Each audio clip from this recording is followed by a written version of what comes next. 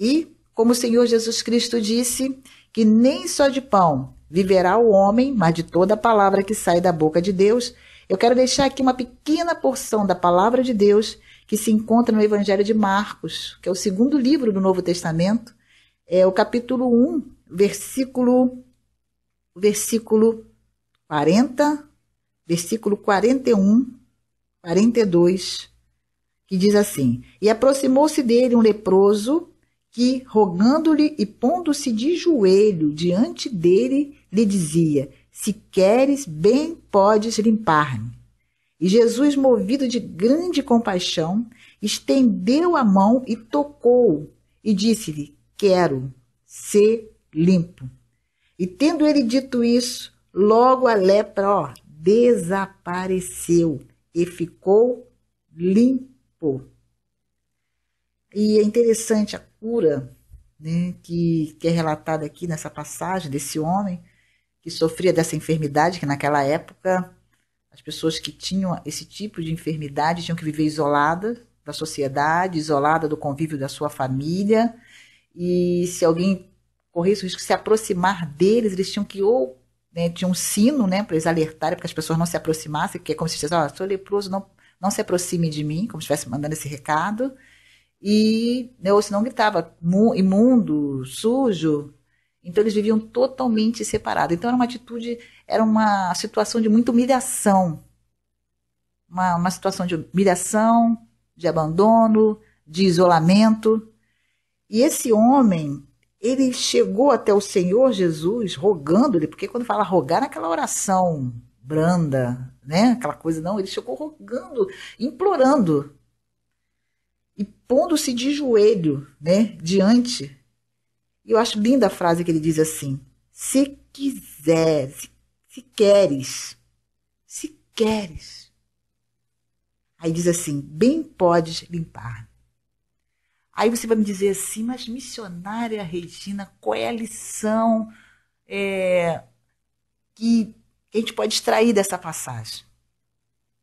Eu acho lindo porque ele sabia, para ele se dobrar diante do Senhor, ele sabia que o Senhor tinha poder para livrar ele daquela situação, para reverter aquele quadro, para curar ele daquela lepra. Mas eu acho lindo, além da atitude dele se humilhar, dele dobrar os seus joelhos diante do Senhor, ele fala assim: se queres. E eu acho lindo porque ele soube respeitar essa questão do senhorio. Ele botou assim: olha, Senhor, se tu queres, se é da tua vontade, ou seja, se tu me acha digno de receber essa dádiva, de atender esse meu pedido, esse meu clamor, eu estou colocando. Ele deixou o Senhor Jesus para que o Senhor Jesus decidisse se ele iria curá-lo ou não. E eu aprendo nisso que algo que a gente tem que tomar muito cuidado quando nós formos orar, quando nós formos clamar a Deus. Cuidado para a gente não colocar, como se estivesse pressionando a Deus, colocando Deus na parede, assim, vou dizer uma linguagem assim, para que haja um entendimento, da gente querer pressionar a Deus diante de um desejo, de uma vontade nossa, que talvez não esteja correspondendo com aquilo que Deus quer fazer nas nossas vidas. Porque pode ter certeza que aquilo que Deus quer fazer nas nossas vidas é muito melhor. Tem algo que tem hora que a gente pensa assim: não, eu quero porque tem que ser assim, porque eu quero dessa forma, Senhor, me dá. Mas Deus está vendo que se Ele permitir que você alcance esse pedido, esse clamor, o que você está desejando, vai ser algo que no futuro não vai te fazer bem. Porque quando Deus nos dá algo, Ele nos dá algo, mas já dizendo o nosso futuro, porque a gente vê o hoje, o agora. Quantos relacionamentos, pessoas que estão sofrendo porque falaram: não, é esse que eu quero, é ele que, sabe, estão sofrendo porque tomaram a frente de Deus. Ou não consultar a Deus, ou não procurar ouvir o que Deus achava diante daquilo que nós queríamos, daquilo que nós estávamos desejando. Porque a palavra de Deus fala que enganoso é o coração.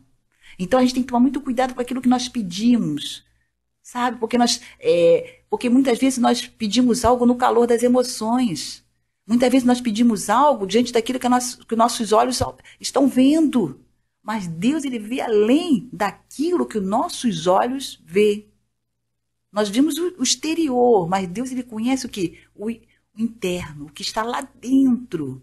Lembra quando foi para escolher quem seria o substituto de Saul?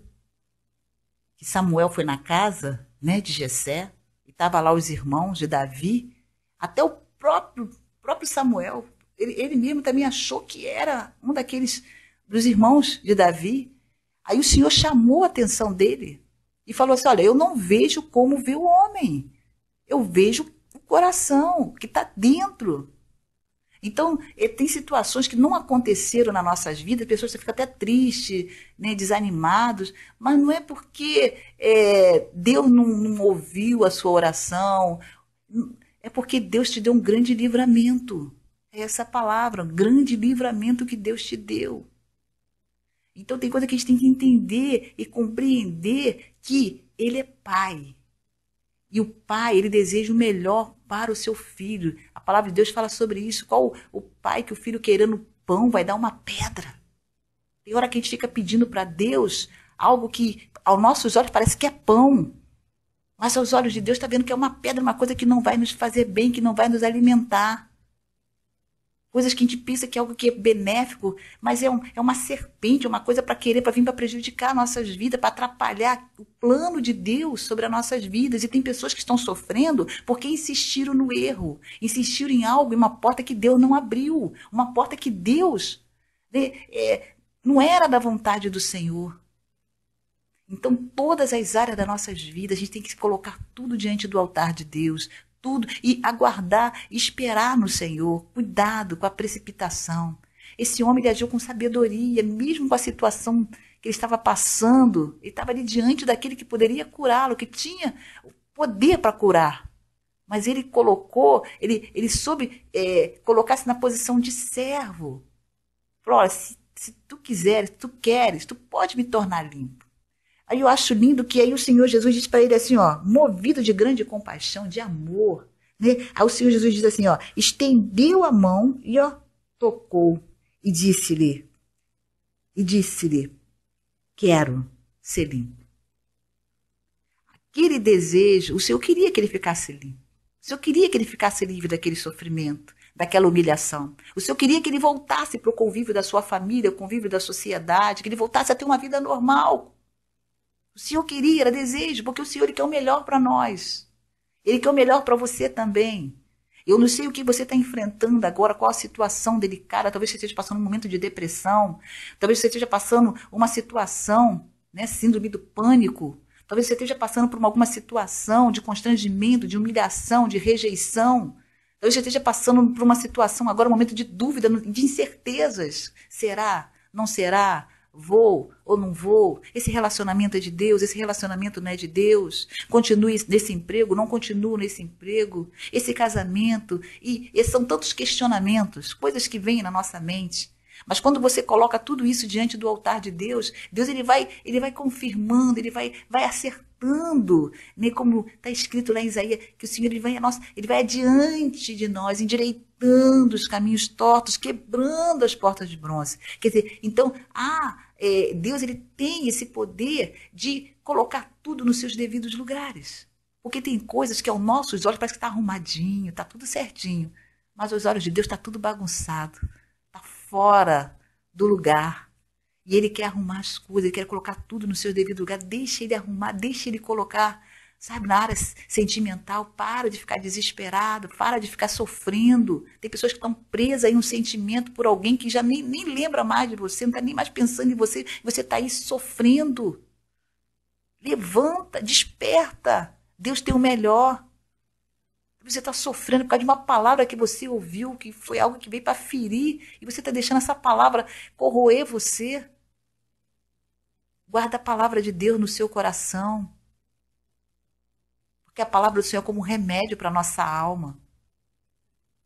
Que você possa viver aquilo que Deus tem para você e respeitando o senhorio de Deus na sua vida. É muito bom quando nós respeitamos o senhorio de Deus nas nossas vidas. Quanta coisa que poderia ser evitada se nós acatássemos a vontade de Deus. Que tem coisas que aos nossos olhos parece que é ruim, parece que é amargo, mas não, é doce. É bênção de Deus para nós, porque o que o Senhor tem para nós é o melhor. Eis que os pensamentos que tem a respeito de vós, pensamento de paz, não é para fazer mal, é para fazer bem, é para nos beneficiar, como aconteceu com este homem, e ele recebeu a cura, ele recebeu a vitória. E eu acho interessante aqui que o Senhor Jesus dá uma orientação para que ele não falasse para ninguém sobre o milagre que ele tinha recebido. Mas sabe o que aconteceu? Ele não aguentou. Ele falou. E tem coisas que eu aprendo aqui. Cuidado. Nem tudo pode ficar falando. Não fica contando todas as suas vitórias, tudo aquilo que Deus está fazendo na tua vida. Confia, sabe? Procura as pessoas certas. Cuidado para você não ficar se expondo. Ficar se expondo, falando muito, expondo muito a sua vida. Né? Porque, infelizmente, tem pessoas que não têm, tem pessoas que, né, têm essa questão de inveja. Então, você tem que ter muita sabedoria, muita cautela, muita prudência naquilo que você vai falar, naquilo que você vai passar. Então, que Deus te abençoe grandemente, você e toda a sua família, tá? E não se esqueça, inscreva-se no nosso canal Discípulo Net 2. Fique na paz.